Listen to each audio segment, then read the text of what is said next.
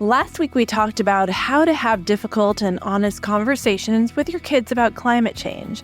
Today, we're continuing our Science Moms discussion, but with a call to action. Now that your child understands what's happening to our planet, they may want to know if there's anything they can do to make a difference.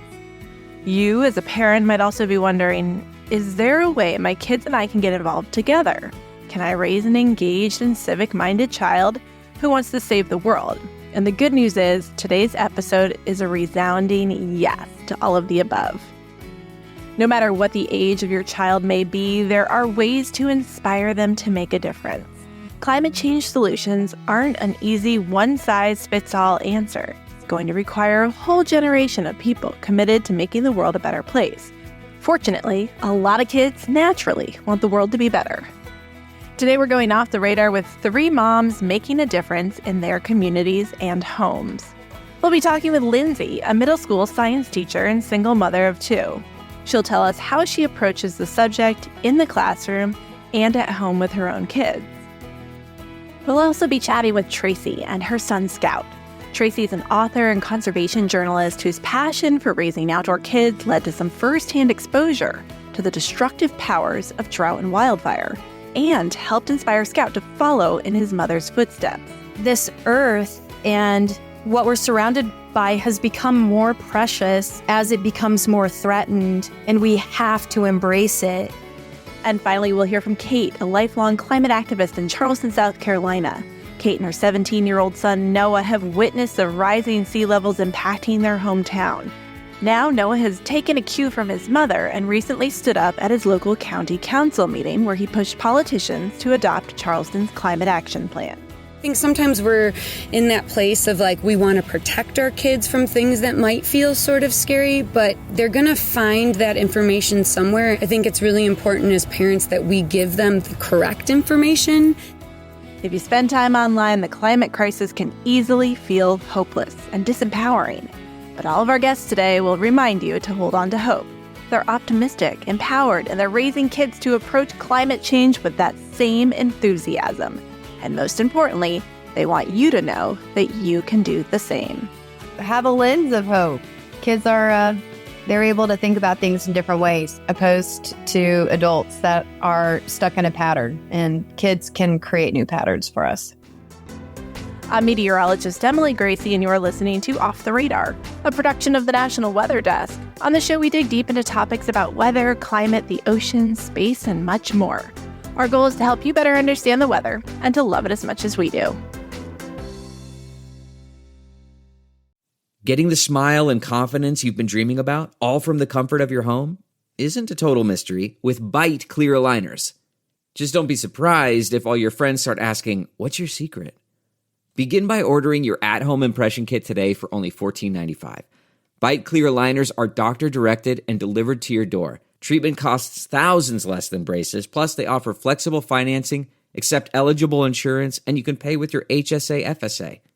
Get 80% off your impression kit when you use code WONDERY at Byte.com. That's BYTE.com. Start your confidence journey today with Byte. Hey, Prime members! Have you heard? You can listen to your favorite podcasts ad-free?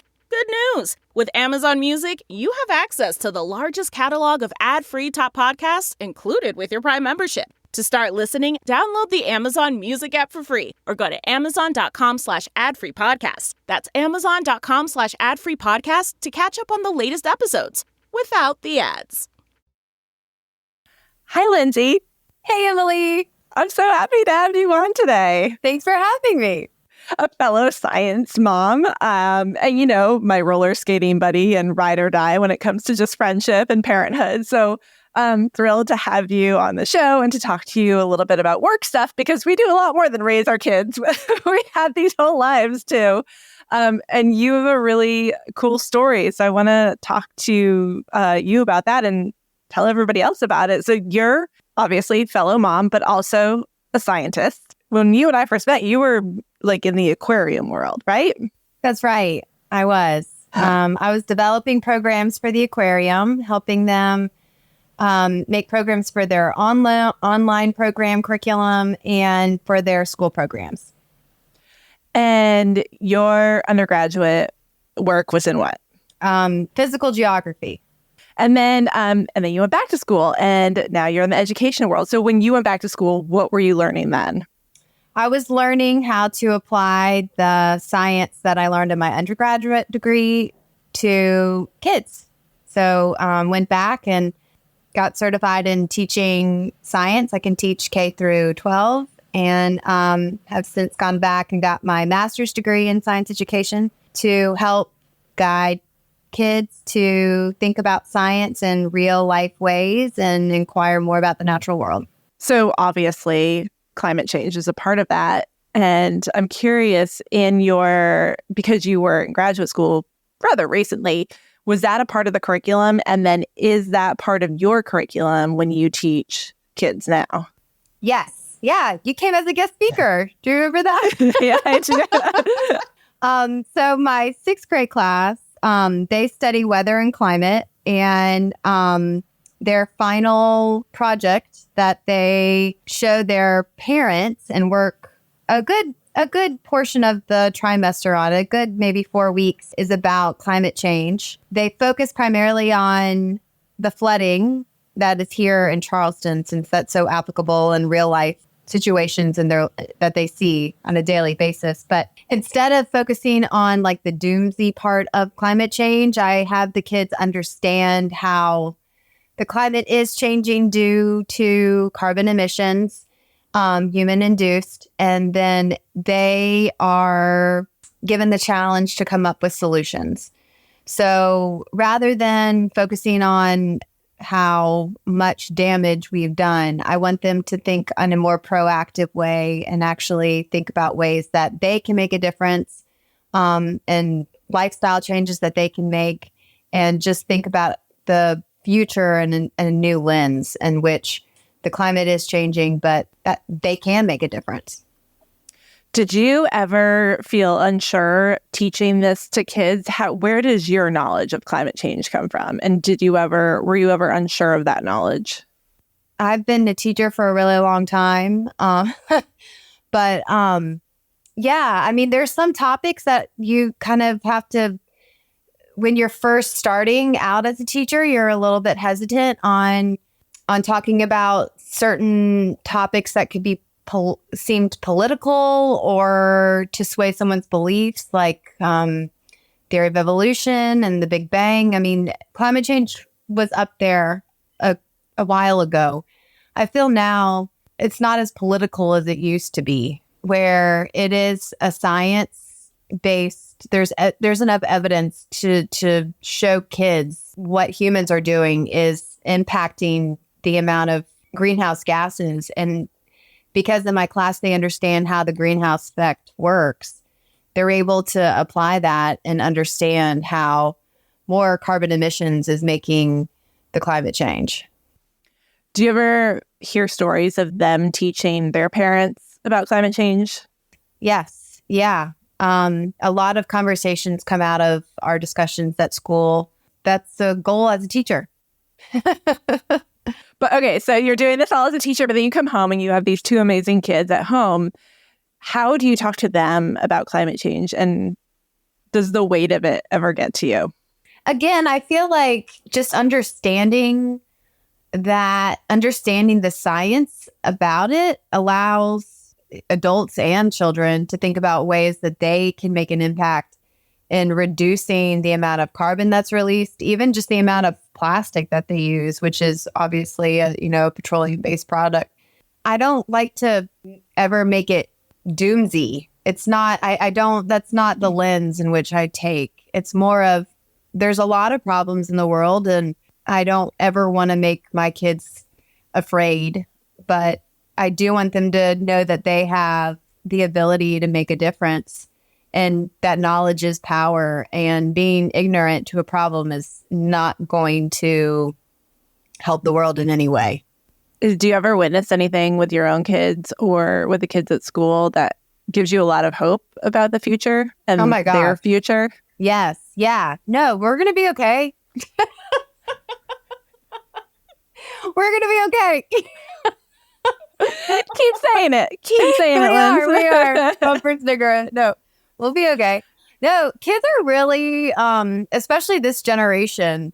I think that another part about climate change and the kids that I teach and my own children is that they've grown up in this environment where it is so easy to be an influencer in a way that you and I didn't have, right?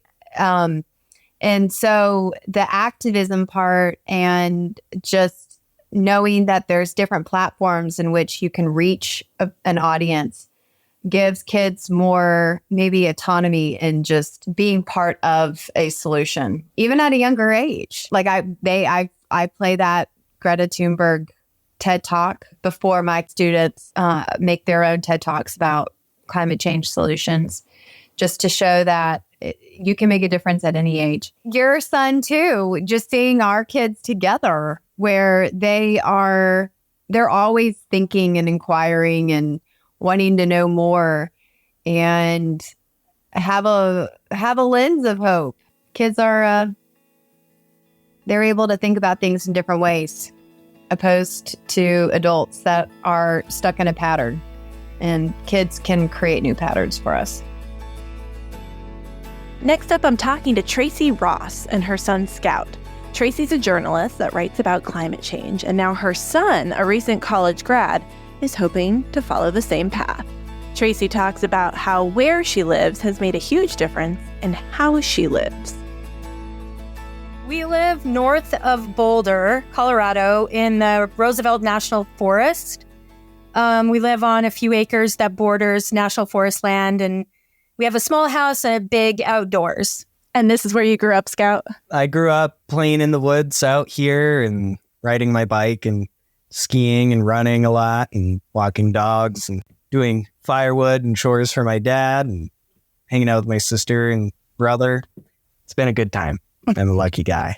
Can I ask how old you are, Scout?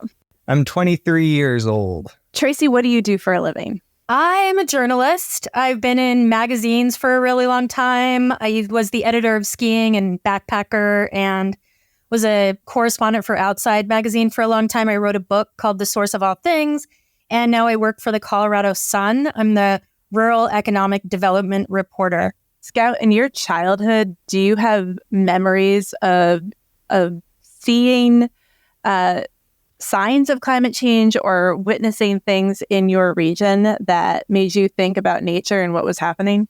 Oh, absolutely. So, as I said, I grew up skiing, very luckily, which was awesome. But as a skier that was kind of all you did in the winter and all you thought about in the summer, in the off season, you really had to think about snow a lot. So, there were a lot of years growing up. I can remember a couple Christmases where my parents would go on like mountain bike rides because there would be no snow here.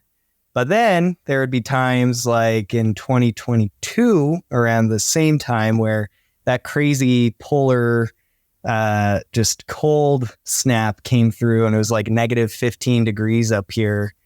And, we had to work super hard to keep the house warm and keep the pipes unfrozen and stuff. And that was always really just weird because it was never super consistent. Right? It was never like snowy and cold. It was like either way too warm or insanely cold like that. And then the summers, depending on, how much snow we got during the winter or, how much precipitation we were getting during the summertime, there would be wildfires, right? And thankfully I was only here when we were evacuated one time. And that was for a couple days and it was super hot and super dry. And I forget which fire was that? Cold Springs? Yeah, the Cold Springs fire came and like we had to get evacuated from here because it was getting too close. So definitely there were signs growing up and they became more frequent as I got older of rapid warming and changing climate here in Colorado. Tracy, do you remember your children asking questions about what was happening? And do you remember how you answered and how you spoke to them about this? So this is kind of what's interesting for me is I have Scout and his brother Hatcher. Scout's 23, as he said. Hatcher's 22. And then I have Hollis, who just turned 13. So there's this huge gap between them, this 10-year gap. And in that 10 years, climate acceleration, happened. And also that was the advent of like forward-facing cell phones. And so the technology thing happened at the same time. And I look at these things as weaving together very tightly. And I can think of a couple of examples. So Scout, all my kids are smart. All kids are great and smart. These guys are really smart. And Hatcher specifically, he's been a news junkie from the time he was, I swear, in like 5th grade. He would hear about a shooting, a mass shooting before me and come out and tell me about it. And it was very, very alarming. And so the same thing kind of went with climate. It's like these guys knew what was happening in a way that I didn't even know because I wasn't paying close enough attention to it. And they were. And they wouldn't ask me, specifically like, Mom, what's happening? The world's going to burn up. It was like, there's something scary out there. It's called climate change. I know it's happening. It sounds like it's going to happen to me one day. How can we live our life in a way that will keep us safe was their question, because, they're thinking about themselves. So we would have those conversations, and I've never been really intense about it, although I am a really intense person, so I had to watch myself from being too doomsday about things, and just, we tried to do the most basic things and, recycle, a little bit of activism here and there. I took Hatcher to the Women's March in Washington, and we went to the inauguration, and his platform was kind of climate when he was 14. That's what he marched for. It was really amazing, actually. And Scout and I have traveled around to different places, reporting and doing stories as well. But, to talk to little kids, it's like, for us specifically, it's all about embracing nature and enjoying nature so that we know what we're fighting for when the time comes. So, and we're very lucky because we live in a place where we can do that every single day. Scout, you're an adult now. What do you do? Well, I just graduated from Fort Lewis College, which is in Durango, Colorado. It was super rad. I felt like I had a great education, and also was lucky enough to spend a lot of time in the outdoors. And now I am semi-employed before I go and move to Truckee, California for the winter to be a big mountain ski coach. And I'm going to apply to a couple journalism fellowships and keep freelancing along the way.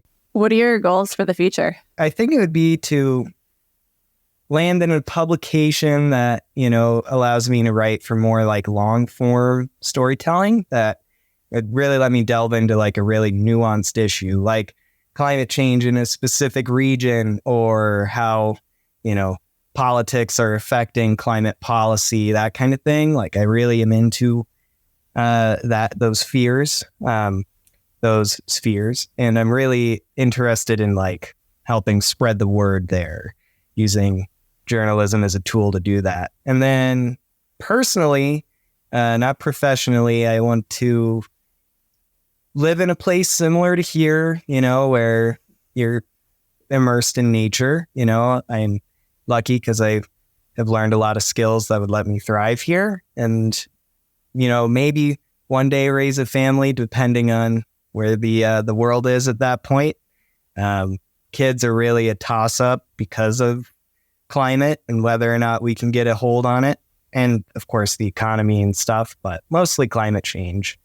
So we'll see there, but definitely to live in a place like this and to live as low impact as possible, eating food that's local and seasonal, and living in a small house below my means, kind of, and just enjoying a simple existence out in the woods while working and riding. I don't know, stuff like that. And hopefully skiing for as long as I can walk. Tracy, I'm curious if you have any advice as far as how do you keep your children hopeful about the future rather than scared about what's to come? See, I feel a little sheepish answering this question because we do have the outdoors, and we go on extended raft trips where we are completely cut off from the world. And those are always, whether I'm telling my kids to look forward to one of those or not, I know that we have that to look forward to.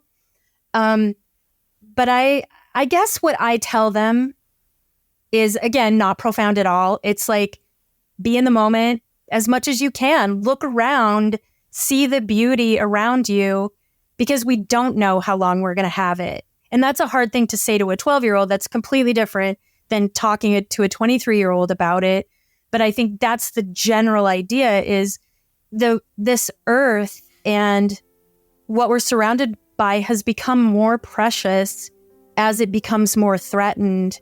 And we have to embrace it, even if that means going to a park 5 minutes from your house with your child and laying in the grass, or going out at night and stargazing if you could see the stars where you live, and trying to sort of evoke or find that feeling of awe and having them tap into that and saying, this is out there for you and it will always be there for you in some form or another, but let's cherish what we have right this minute because we don't know how long we're going to have it.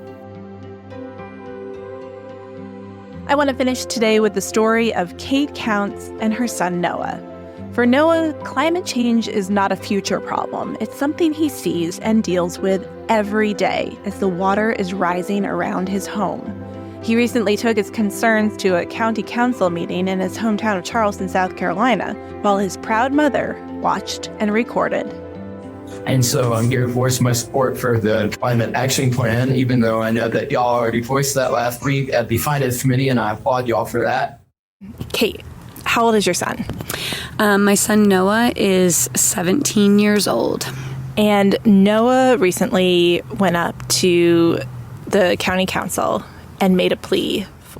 Yeah, our county council has been in the process of thinking about approving what they are calling the CAP plan, which is a climate action plan for our county. Noah went to the council basically pleading for them to pass this plan and also to trust the people that put the plan together, which was many different organizations here in our city of Charleston, the county of Charleston, that they put together about where we want to head as a county in the next 10 years.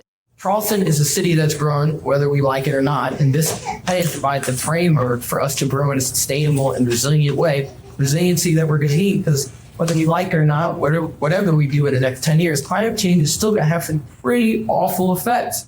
Was he nervous? He was super nervous, and I sat down next to him, and his legs were shaking. And at one point, I put my hand onto his leg, and I just said, take a deep breath, and I want to remind you that these county council members work for us, and it is really important that they hear your voice, because you are a very, very critical part of our community, and you're going to be in this community, hopefully, way longer than I am going to be. And we got to be ready for that. All right, we can't just sit here and keep ignoring it. So we got to do something about it. We need to make Charleston an example of what the city can do to combat climate change, not an example of what not to do. How did Noah get to this point where he's a climate activist? How is a 17-year-old getting up in front of a group of adults and speaking on climate change? What did you do in his childhood, Kate? He, from a very early age, we were constantly putting books into his hands. And of course, he likes fiction, but he also really, really likes nonfiction as well. And he has this, thirst for knowledge around facts and science, and he's a big fact checker.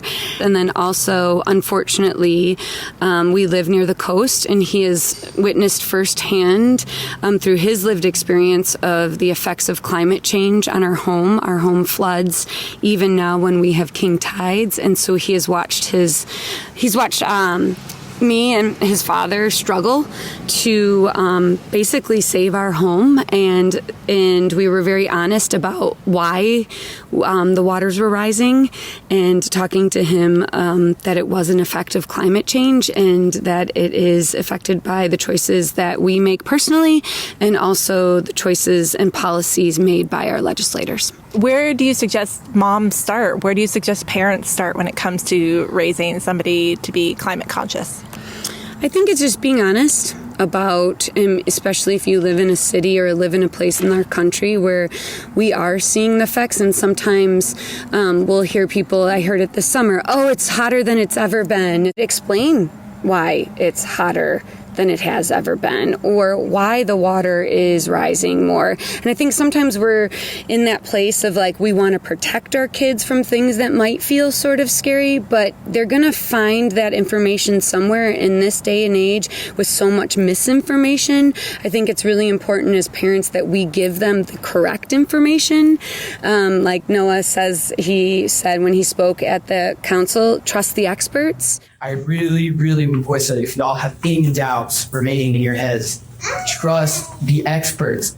There are good people who have put so much work and so much time, so many organizations who dedicated their all to making this plant as good as it can possibly be.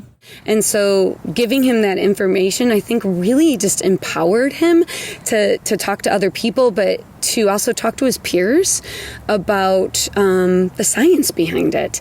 So just being honest with your kids, and then really just like installing that appreciation for the earth. I think that is the foundation and the cornerstone of building a climate aware child.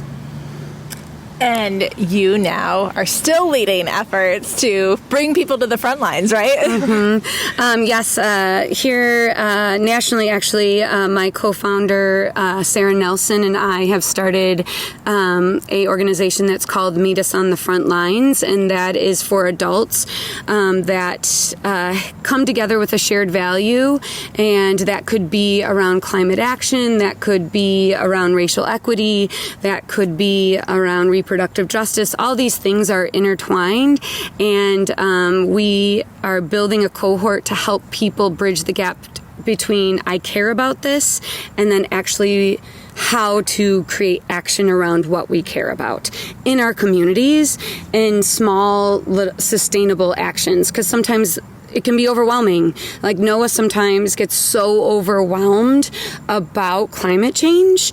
It is overwhelming. And some of the people that I work with in Meet Us on the Front Lines, they get overwhelmed. And I say, instead of looking at it as such a big thing to fix, go back to little small actions that you can take.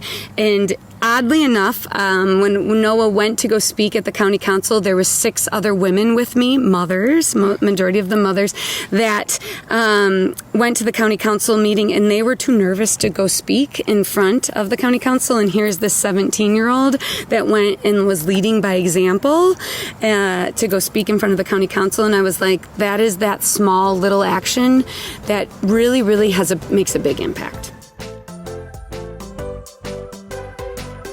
Off the Radar is a production of the National Weather Desk. Make sure you're following the show on Apple Podcasts, Spotify, or wherever you listen to podcasts. New episodes publish every Tuesday. Make sure you rate and review us on those podcast platforms as well. You can also now listen to the show on YouTube. Just search the National Weather Desk and you'll find it under the podcast tab. This was part 2 in the Science Mom series, so if you missed part 1, make sure you go back and listen to that one too. Also, please share this episode with someone and start a conversation, or even a movement. Thank you to Lindsay, Tracy, Kate, and their amazing kids for sharing their stories today. Also, thank you to Brian Petrus for all of his help on this entire series. For the National Weather Desk, I'm meteorologist Emily Gracie. Make it a great day.